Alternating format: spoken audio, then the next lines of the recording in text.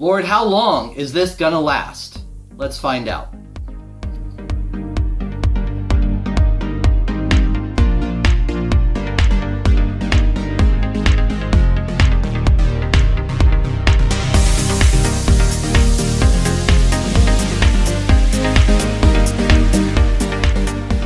Hey, welcome to Chad's Chats, a media outreach of Faith Presbyterian Church on Merritt Island, Florida.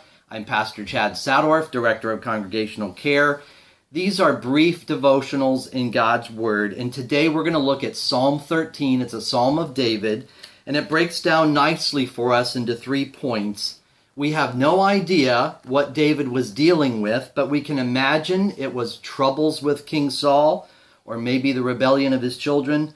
All we know is that it's relatable, and we're wondering how long is this trouble going to last. So let's take a look at God's Word. Starting off at verse 1, Psalm 13 says, "How long, O Lord, will you forget me forever?"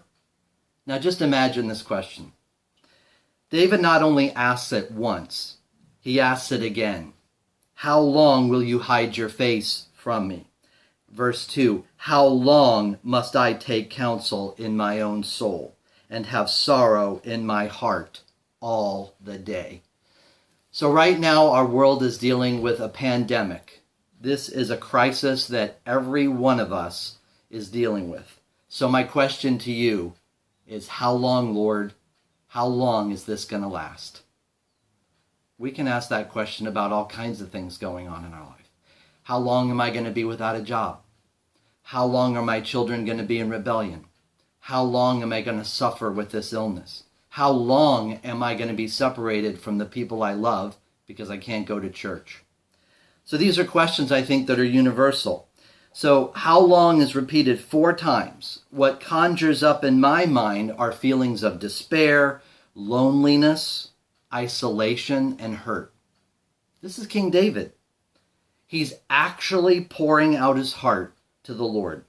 So again, I mentioned 3 points. This psalm breaks down into pain, into prayer, and into praise. And that's how we're going to look at it.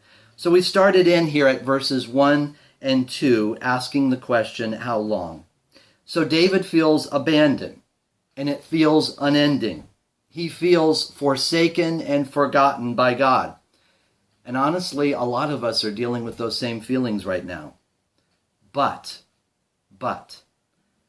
in the midst of all of that, even though he's considering how long this will last, he says, I know, I'm going to pray, and I know it's going to end.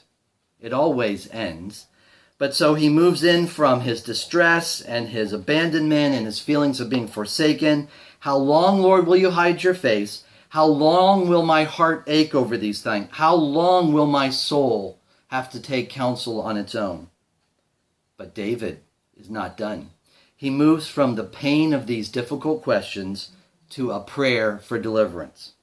Consider and answer me, he says in verse 3. Consider and answer me, O Lord, my God.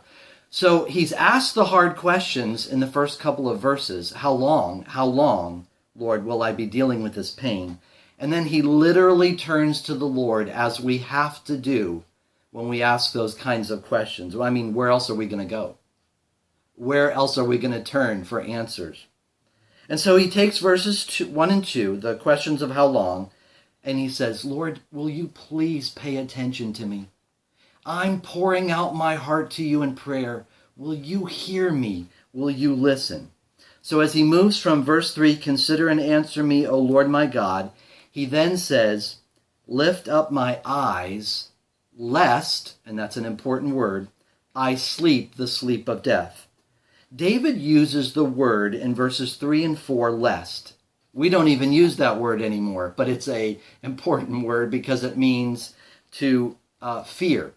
For the fear that I might die, he says, for the fear that, in the next verse, that I might be overcome by my enemies, for the fear that my enemies will rejoice having defeated me, he says, lest,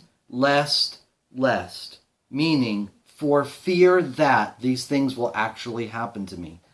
And let's be honest, right now, all of us are thinking about death, when it's going to come, how it's going to come. But here's the answer.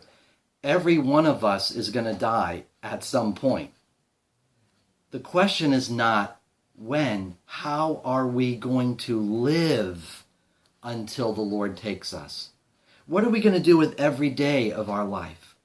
How long will this pain and suffering? I don't have the answer to that.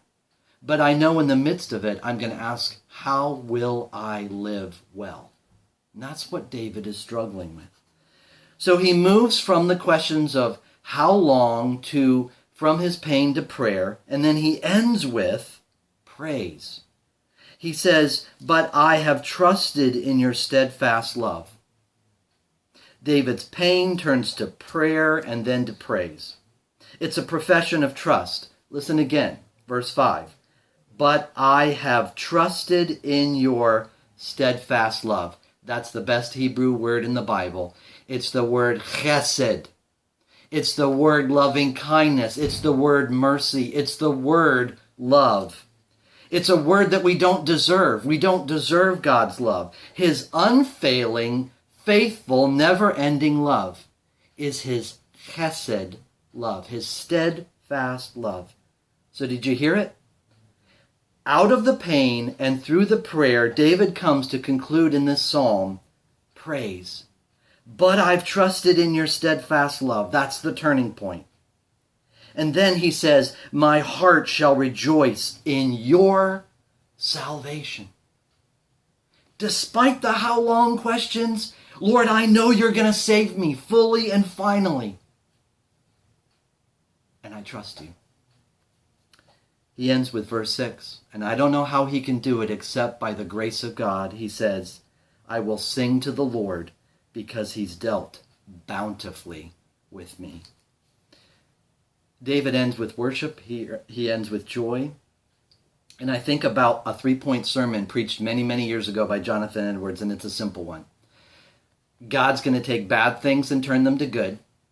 The good things are not going to be taken away, and the best things are yet to come.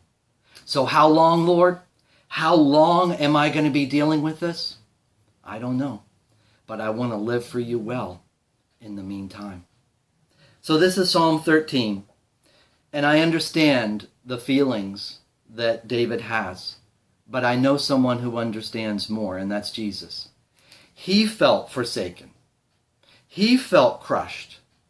He felt abandoned.